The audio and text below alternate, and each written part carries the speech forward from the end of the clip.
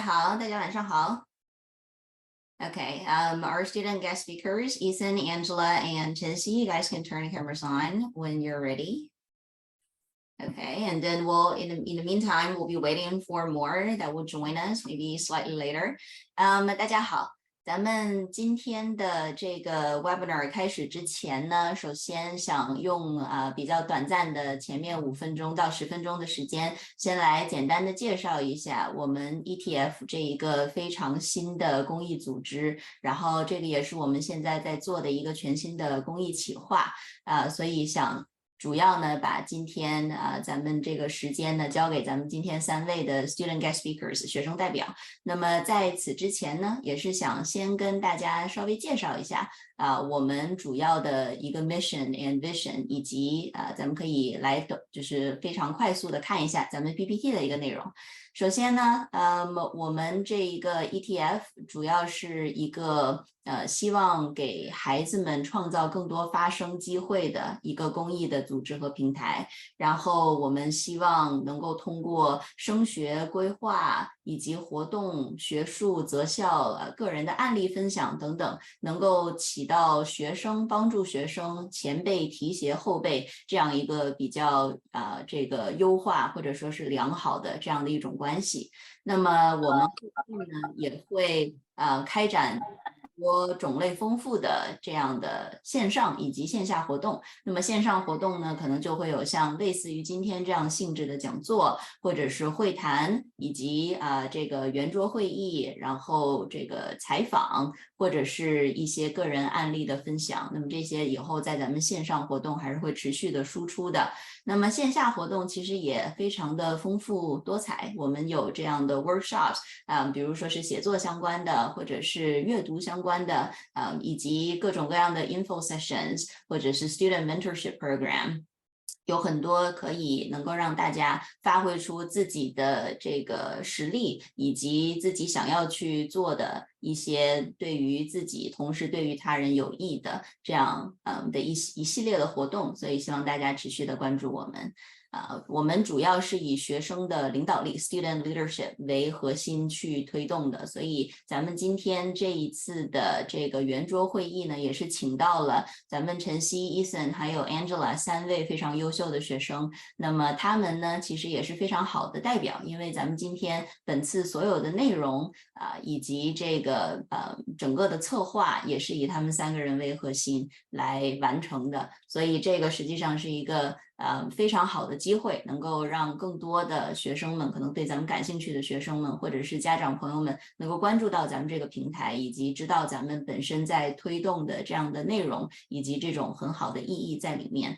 Okay, so gonna briefly switch to English as I can see that more are joining us and someone is still getting connected. Welcome. All right. So one of the things is about we'd like to attract more students from all ages, we would say, and I'm hoping that for this platform, everyone will be able to find a spot for themselves, or everyone will be able to get started with something that they like, and they will be able to see how it's possibly going to help others too. So if anyone is interested in joining us, here are some slides for you. So what you will be able to get if you become one of us, number one is about real student leadership. So I think this is something that we don't have to reiterate too much. It's really important regardless of applications in all senses, as well as what kind of activities you like to get into. So, well, this world is getting increasingly more competitive. So student leadership, if you have some real experience regarding that, this could be one of your shining points. Next, frontline student advocate. This is also something that will be able to show or maybe help you identify with yourself, with others. So become a change maker, as we wrote right here. Proudly present and advocate for other students. So if you see something needs to be changed, you now can be the one or among the first ones to make that change. Next, life-changing global student community. So this is also something that we like to create for students too, which means students are able to meet more of people who are just like you. So if there's anything that you like to do, you can advocate that. And you can go along and propose to us. So if there's anything that you're interested in presenting, for example, you could always become someone who vocalized for that, and together we'll be able to make it come into being. So I think that networking, the organization, a community that you'll find yourself belonging to, those things will be something that's very much long-term. Great. So that's a very brief little introduction, mainly targeting our students or any prospective students that like to become one of us. And there will be more coming in the near future. So please stay tuned. OK， 所以刚才这个就是一个非常简单的对于咱们学生群体的一个小的介绍啊。如果说您对于这个有兴趣，或者说咱们孩子们希望加入我们成为一员的话，随时可以联系我本人，然后咱们可以get into more details.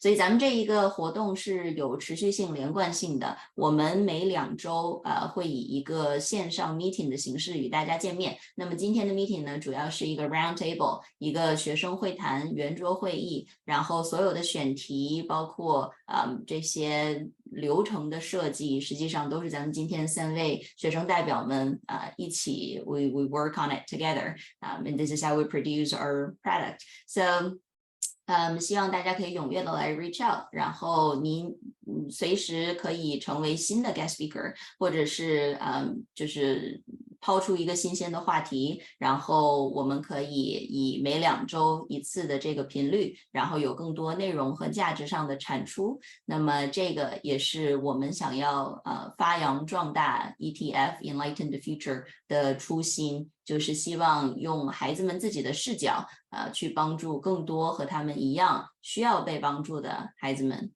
Okay, all right, so I think this will be it. I'm going to just stop presenting for a while. So Angela, Ethan, and Chenxi, well, thank you all so much for coming in. And it's wonderful that we have you all here. So the rest of this webinar will mainly get produced in English, or we'll just mainly use English to present, as this is something that I think they're more comfortable in. So first off, maybe all of you guys can do a very brief self-introduction, and then we'll just get started with the content. Okay, well, maybe we can get started with Ethan first. Okay, so I'm a grade 9 at St. Andrews College, going to grade 10, and I'm on the varsity track and field team, and I have a passion in modeling United Nations. Awesome. Yeah, thank you. All right, next one, Chenxi, yes. So hello everyone, good evening and good morning. My name is Chenxi and I'm going to grade 9 at St. Clement's School this September, and I really love drawing, reading, and writing. And thank you. Thank you. All right, Angela. Hello, I'm Angela, and I'm also going to grade 9 and also going to St. Clement's. And I also love reading and I love to play piano. Okay, awesome. It's great to know more about you guys. So this is our student representation group for today. And I'm hoping that everyone is as equally excited as I am. So let's talk a little bit about the topic for today. So after some discussion, we picked a topic to be ChatGPT. So first thing first, why ChatGPT? Maybe Chenxi, you want to get started and enlighten us a little bit of why this would be an interesting topic to bring up about? Because ChatGPT is really, and other AI applications as well, they are really trending and popular topics nowadays because people, they have their interest like focusing on this part. Because AI technology may be future changing to many people, and I think students, they might be curious to this, and they also, because they also want to look forward to their own future, like how to use it and how to communicate with it. So I think it's really important to know about it and discuss it with our peers to share our thoughts. Yeah, very good. So one of the main reasons why we are hosting this is because we'd like to create a platform where kids can have their insights shared very openly, almost on all the things that you're interested in. So anything could be a topic for the webinar. So this is, once again, if you have something great to propose, or if you have something interesting to share, or you think that this can be something valuable for you as well as for others, don't hesitate to reach out, and we welcome anyone who's interested in us. All right, so I'll just get started with one of the first, I think, very interesting questions, but also quite necessary to ask, is that ChatGPT as something new, but well, very much revolutionary. What are your first or immediate reactions or impressions when we began to use this? I think everyone could touch a little bit on that. Maybe Ethan, you can get started. Okay, so when I first used ChatGPT, I was both happy and worried, because happy because I could use it in a variety of ways and manners, but I was worried because of three reasons.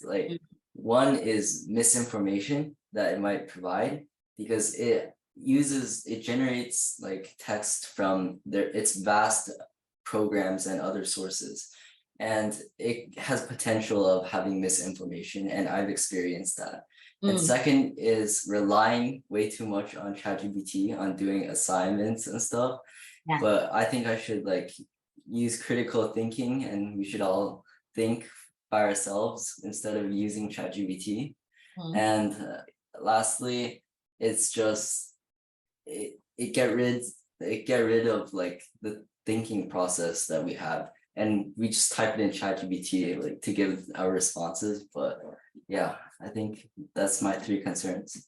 Yeah, I think well, we'll listen to the rest of you guys, but I absolutely agree that ChatGPT is something that's very surprising, probably in both good terms and not so good terms. Angela, what do you think?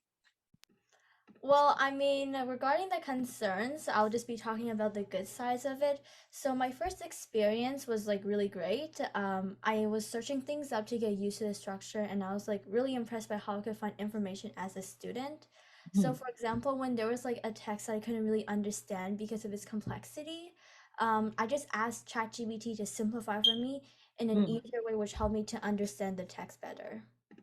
Great, yeah. So finding a way to integrate it and incorporate it. I think we could talk a little bit more about that later on. Chenxi, what about you? Any immediate reactions that you still can recall? So my most immediate reaction about ChatGPT was not was neither about concerns or good ways. Well, I remember it was because so many people say it would replace Google. So I'm so curious about whether you will do that, because how good would it be if you had the potential to replace Google? So I went try on it, and I feel like it will be an amazing tool used in study and other areas in life, and that's my reaction. Yeah, I think this is also, well, just it's kind of something that every single user will start to think about, because it's very convenient and you have this wonderful tool, but how are we going to use it, or where are we going to use it? I think that will become the next immediate question that we all ask.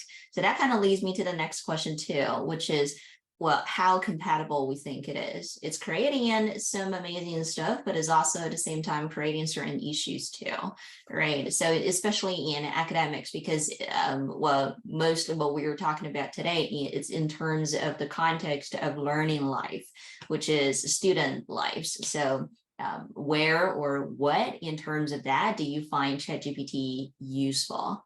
Ethan? The day-to-day living, the day-to-day kind of academics compatibility. Do you find it compatible? Do you find it useful? Yeah, I find it extremely useful, especially for getting ideas on stuff, like brainstorming. But other than that, outside school, I wouldn't really use it for stuff, because I don't want to rely too much, as I said before. So yeah. Right, yeah. So with that, I think having that capability of just continuing it with critical thinking is absolutely one of the four most important things. Next, right, interesting questions. Does ChatGPT help us learn fact-based subjects? I think Chenxi, maybe you could touch on that. Definitely, yes. I think ChatGPT can indeed help you learn fact-based subjects such as history and science, because its wide range of knowledge is a result of being trained on vast amount of data from various history textbook and scientific literature. Mhm. And it possesses extensive information about historical events up to 2021, but after 2021 it's like there's no guarantee about its accuracy. Moreover, like ChatGPT's capabilities are able to explain confusing concepts and assist you to explore beyond the textbook. And it can also skip some basic information to help you reach a more advanced level because they help you to learn the basics already. And I think that's why it helps you to learn fact-based subjects a lot. Oh, awesome. I think that insight is very useful and helpful for us all. A little follow-up question, Chenxi. Will you consider ChatGPT as a friend to talk to? No, Not really. because I would not choose ChatGPT as my virtual friend because it doesn't fit the basic requirement for friendship. Because the most important needs between friends is the emotional support and their unique opinions. So during difficult times, your friends might always stand by you and offer you encouragement, but ChatGPT, they won't do that because they can't resonate with human personal emotions. It can only tell you what should be done. But most of the times we know what to do about it. We just need comfort. Mhm. And next, secondly, if I ask you to comment on something, you will always appreciate my idea. But for friends, like we should often offer some useful suggestions, not always compliments. And this is why I don't choose ChatGPT as my friend. Interesting, right? Well, next, I'm just gonna turn to Angela. So we talked a little bit about the similarities or the attributes or the uniqueness that real people have versus ChatGPT. So is there kind of like a preference that you will choose in terms of kind of giving the material or making explanations? Which one do you think would become more useful, a real person teacher or maybe a very powerful virtual tool like ChatGPT? Okay, so like even though ChatGPT is like very reliable for me when like researching or finding new knowledge, I would like still clarify and ask my teacher questions because the teacher could provide me like a more relevant and specific information regarding the curriculum learning. And also like ChatGPT is like too neutral and very general, which like confuses me a lot and doesn't really answer my questions sometimes. And I don't blame it because ChatGPT is just used to collect general information or like fact-based information. And I think it's just your job to select or figure out what information you need and then just confirm it with the teacher. Right. Yeah, I think that it's also something that kind of trouble us more or less when we kind of come down to, oh, just it's very powerful in terms of learning capabilities, calculating and also just making sense, let's say synthesis and analysis to a certain extent. But now maybe we could all agree at some point that human capabilities or experience, it's still outweighing or it overweighs just the surprises that ChatGPT has currently given us. Well, interesting. Well, we then talked a little kind of about the day-to-day kind of incorporations of ChatGPT in lives, and Ethan sort of touched on out of life too, or out of school life in that sense, right? So it's just not everything inside the school, but we a lot of times expand and also use our ChatGPT outside of school too. So in that sense, Ethan, how much impact do you think it's creating? Outside of school? Was Yeah. and also just it's entering our life, right? So how much impact or how strong do you think it is? because like our world is slowly becoming more centralized towards AI and technology, I think it's starting to like grow upon our daily lives. Like every day you wake up, the radio plays, stuff like that. It's slowly gonna, I feel like it's gonna take over our world, but it might be in a good way because it makes our lives easier and stuff like that. You could be more organized with the help of AI. And generally, there are some issues with AI, as I've said before, to be too reliant, and also like the potential flaws it might come with. So like some will not do what it's supposed to and things like that. It could Yeah. affect, and AIs are like, they're really perfect in a way, like they're programmed to be perfect, and it could ruin your mentality, stuff like that. Good, yeah. So then we kind of get what's a good lead that we're getting into the strengths, the downfalls.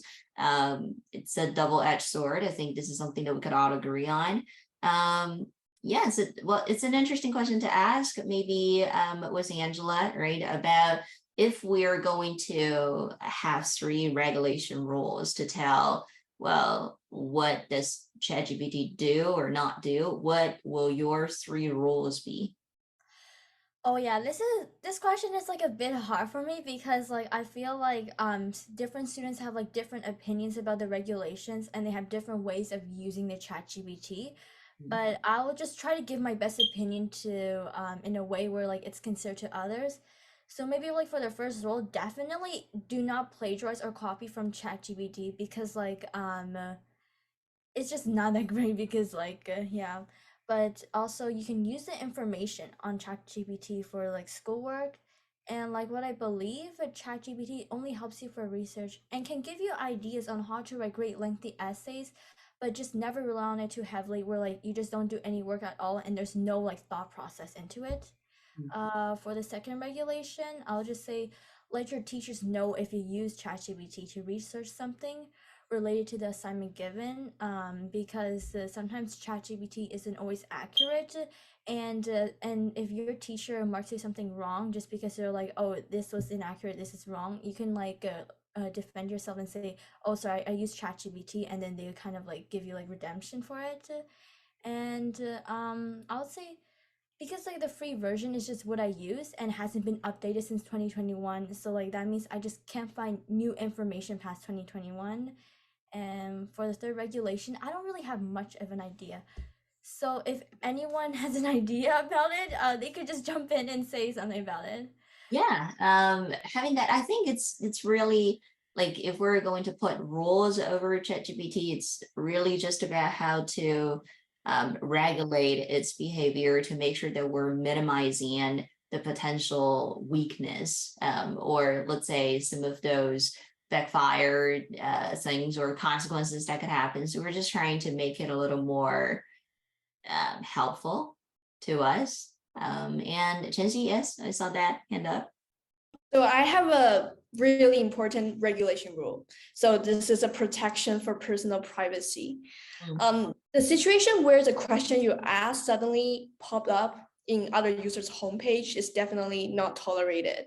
But ironically, this actually happened before to OpenAI company, where what you ask, for example, what should I eat today, pops up in other people's page. And I think that's actually a violation to our own privacy, right? And also, I don't want information I input into ChatGPT get calculated into its system, especially if the information is not factual but original, created by my own. Because sometimes I use ChatGPT to write short stories, and I usually generate like the main story points into the ChatGPT. I don't want that like the story key point to be seen by others. Right, yeah. So in that sense, a lot of time, well, but in the other way, let's say ChatGPT would need to receive like a big enough sample of those things so that they can make the summaries or the key points for us. So I think that confidentiality issue is real, and the struggles it could create are also very real too. So I think so far what we've been talking about can be summarized into one very important line, just to provide it to everyone who's here, just to use it with caution, right? So don't over rely on it. Do not think that it is going to be a perfect substitute for anything. The future is still yours, but you're going to fulfill it with your own creativity and your own critical thinking in that sense. Awesome. Next one, school policies. I think this is something pretty interesting to talk about too, because some schools, I mean, different schools are having different policies regarding, are we allowed to use ChatGPT? If so, how much? Or if so, to what extent? So maybe Ethan, to get started with, what did you find about, or what is SAC doing so far? Are you freely or able or allowed to use ChatGPT in your academic works? At SAC, I think whether students should be able to use ChatGPT would depend on the context and educational objectives. So like, while like restricting its use in certain assessments might be unnecessary to evaluate students' individual knowledge and their skills accurately, completely banning ChatGPT, I think SAC decided that it would not be practical, and it may not align with the evolving nature of education and technology in our world these days. So instead, SAC, I remember our head prefect said we should focus on fostering responsible AI use instead of completely banning it, and critical thinking and a balanced approach to studying instead of using it like impractically. Right, yeah. So I think it's kind of somewhere in between, right? And it depends. So about Chenxi and Angela, because you guys will be going into SCS, anything from there? Any one of you could kind of just jump in and then talk a little bit about, or have you had any experience using ChatGPT now in your academics? Is it allowed by your teachers? I don't know what to say. Maybe Chenxi could answer this, but for my school, they haven't really said much about this ChatGPT. They only cared if you're like plagiarized, but they don't really care much if you're using some other like website or like an app to just help you to get like basic general information with it.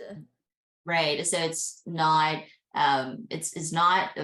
first off, it's not necessarily a search engine, so you don't do your research with ChatGPT. It's only giving you kind of little points or getting you started. But I think for more academic kind of integrity purposes, this is something that is creating, and let's say it has created some loopholes, because what Chenxi has been talking about this, or briefly mentioning on this before, that many are now using it as a brainstorm tool or helping to get the thoughts out, writing little essays or short stories. But in terms of longer essays or more complicated works, I think this is the part that it's, once again, depends on each let's say educational institution and what they want their students to get out of it. Interesting. So, well, an interesting question too is that, do we think the answers or the information popped up in ChatGPT has infringed other people's copyrights? Angela, you want to touch on this? Yeah, this one. Okay, so like I actually I did a bit of research about this, and ChatGPT says they gather information from publicly available sources, but I mean, I'd rather still play safe with it. So then because there's just always a possibility of copyright infringing. So like in that situation, I would say you need to have a great judgment and maybe copy your answer from ChatGPT and then search it up to locate like the resource or like the website, so that way you could just use it to show that you didn't like have copyright infringing. But that's just the downfall of like ChatGPT, which could make things very complicated. Right. Yeah. It's well, a lot of times we get to see how sometimes it is designed to do something, but then ended up being completely different or opposite. Jesse, some add-ons? And I do have some add-on, like it's similar to Angela's opinion, but like ChatGPT, it gathers information everywhere on the website, and then it reorders them and make them seem to be different. But like because the dictionary definition for original is that it's created directly and personally by a particular person. So the question is, we can't define originality in ChatGPT because like it reorders everything and makes everything different depending on where its origin is. And for for us, it is also true that we gather information from everywhere in the world, from like reading and learning online, and then we combine this as our own knowledge. So this is actually very tricky to define. Right, what is original? Where is the origin? Whether the content is still originated from us or it has become a mixture of content gaining or kind of absorbing all sorts of contributions that we find online, or it has become somebody else's product instead of ours. So those things are worth thinking. And that's one of the main reasons of why we are having this roundtable little meeting with everybody here tonight. It's just to hopefully provide some food for thoughts, and everyone can start thinking about ChatGPT and its uses a little more critically too. Well, something else, how do we predict what's going to be the future outlook for ChatGPT's uses or any other AI alike? I think this is something that's interesting to ask. Do we see, or do we get to see that this will be used more broadly and widely in the near future? Maybe Ethan, you can get started for us. So yeah, I think there's like a clear upward trend towards wider implications of AI tools across different industries or sectors. Like AI is like becoming more integrated into various like areas, including healthcare, finance, manufacturing, customer service, and even more. It's like a more effective way, but again, there's downsides because it doesn't have emotion and it can't take over sectors with emotion, such as psychologists. And yeah. Right. So speaking of that, we've always got ourselves caught in a hot topic of what will be replaced by AI in general in the future. And then I think Ethan has briefly mentioned about that. So about that, right? Maybe Chenxi, you want to fill us in a little more about what do you think could be replaced by ChatGPT in the near future, and what would still remain unique and will be held or handled by us humans? So in my opinion, any job that do not require an in-depth thinking and rely on a fixed pattern will be replaced, because AI doesn't have creativity. It follows a certain path that human wanted to do. And if it only needs like a fixed pattern, AI can definitely handle it. And in jobs in those jobs that need creativity, such as artists, psychology, novelists, these are jobs that are more hard to be replaced, because it needs like a creativity thinking pattern, more creative, they are more complex. And if you only focus on only one intellectual field, because you can also be easily replaced, because AI can be good at everything in the future, but it cannot make two more fields interact. Like they can make two or more fields collide and ignite sparkles. For example, you can combine science and literature and literature writing skills to make scientific fictions, and that's something AI cannot do, I think. Right. I think anything that needs very detailed level of customization could defeat AI or work against it even just a little bit. But also now more complex AI designs has gained a lot new learning capacities, and it's slowly evolving too. So it does have a little learning that is going on, and it could become something that gained much more momentum in the next few years, even next few months, to see what kind of high tech it would evolve into. So as humans or as us, we do face stresses that are coming from this, and it's creating both good things, but at the same time, little troubles, or if not bigger troubles in the future. So for Angela, a little question. Well, any suggestions to give us in terms of how do we just fight against all of those stresses, or maybe the concerns, or maybe some of those frustration that is given by the AI, because they're so capable, they never make mistakes, and they learn so much faster than us. Okay. Well, I guess to respond to this, I would recommend students to like engage more in like AI related curriculums, like such as coding, engineering, machine learning, and programming.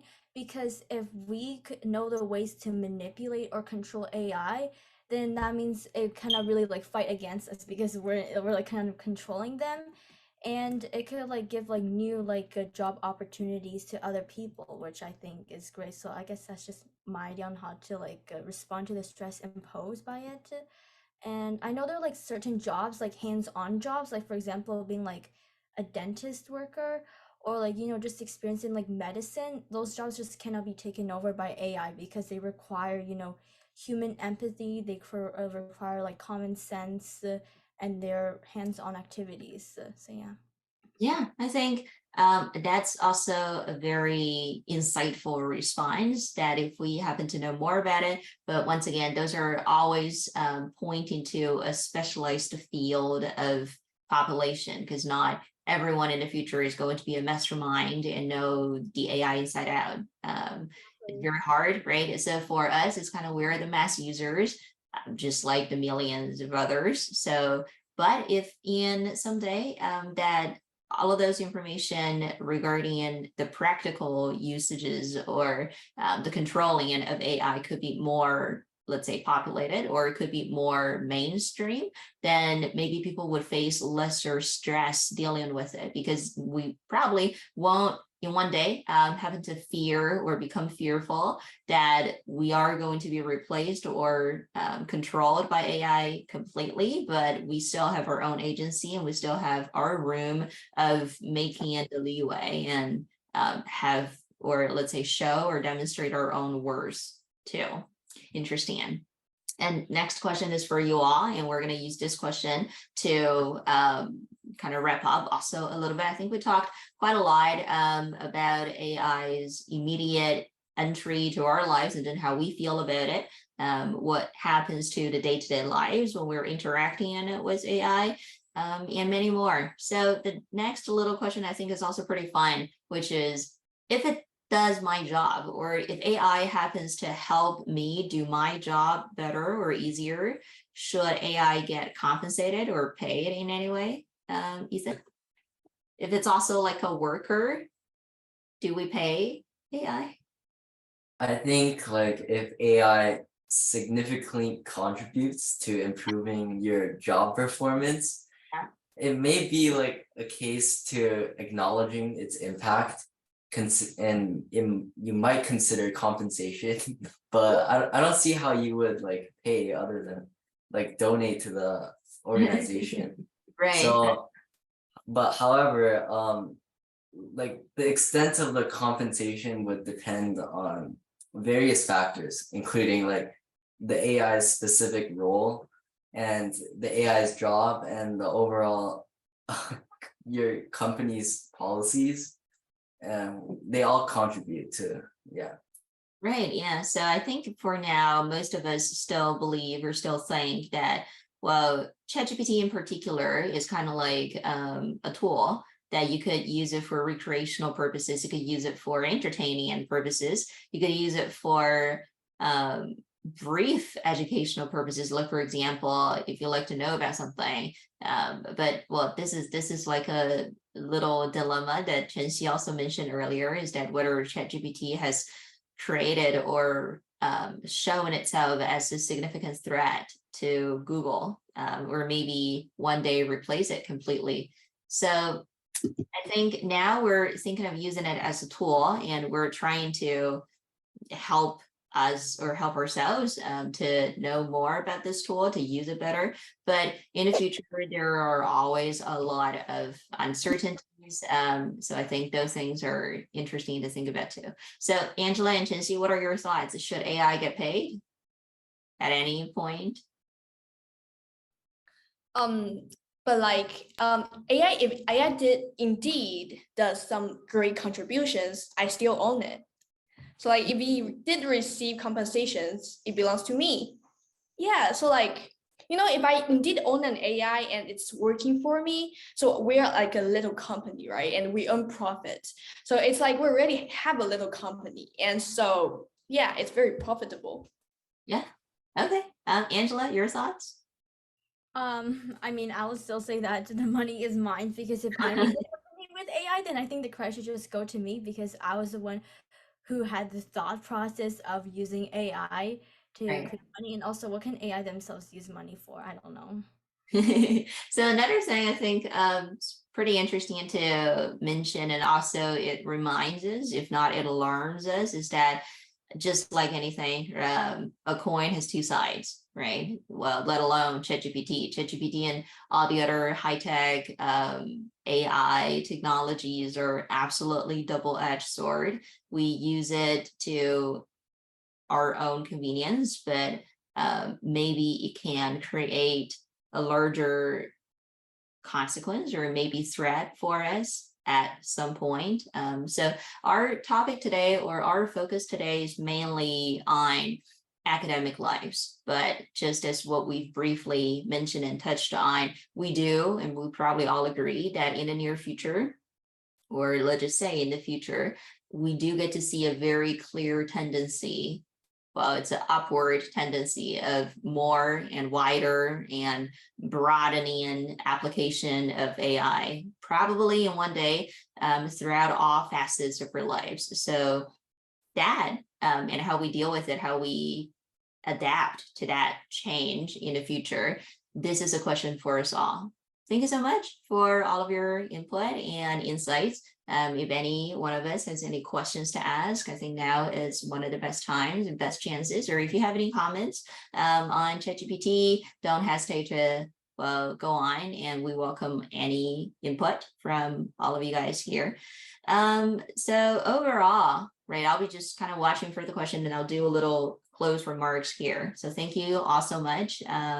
And I think this is something that we can continue working on and continue do in the future. As we talked about it before, our webinars will roll out in every 2 weeks.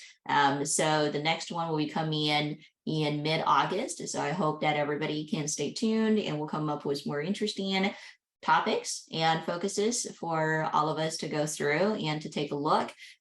So with all that, another little thing that I'm going to say before we all sign off is that we are actively looking for more who are just like us. If you happen to become one of us, or if you want to become one of us, please don't hesitate to reach out and get in touch. You can become the next student speaker if you want to. And anyone can propose anything that you think is interesting, because not all webinars are centered on a very fixed topic. There isn't any fixed topic, but there will be fixed series. So as we mentioned before, for example, we could do interview little series. We could do personal sharing, the one that Ethan did in last time, well, something like that. We can have roundtable, which is something like this, so that we welcome anyone to jump in and then provide your own insights. We can have very specific, practical suggestions regarding academics. We can have something on extracurriculars too. So in all, anything and everything could be our topic, and anyone and everyone could be our guest speaker. Well, if you're interested, make sure that you step out and reach out and get in touch. So thank you all so much for coming in and joining us. I think we have created some very interesting content, and you all should be very proud of yourselves that you have developed and come up with this whole content. So I'm hoping that today's little webinar, as well as our roundtable discussions, have touched on some interesting aspects that probably all of us as ChatGPT users or AI users have held at some point while using it. And I think ChatGPT is going to be, let's say, remain its controversial nature for a pretty long time in the future, and we'll continue to stay tuned into what happens with ChatGPT or what happens with AI in this rapidly evolving world, and we could have similar content in the future too. So once again, thank you all so much. Stay tuned to our ETF organization, Enlighten the Future, and we will continue to host our own online webinars, as well as a series of other offline, in-person workshops, info sessions, Q&As, mentorship program. There could be a lot of things that we do simultaneously. Yeah, so I think this will be the close remarks. Thank you very much for everyone who's joining us tonight. Have a great night and have a wonderful rest of the Sunday, and we'll see you all very soon. Thank you. Bye-bye. Bye, everyone. Bye. Next time. Bye.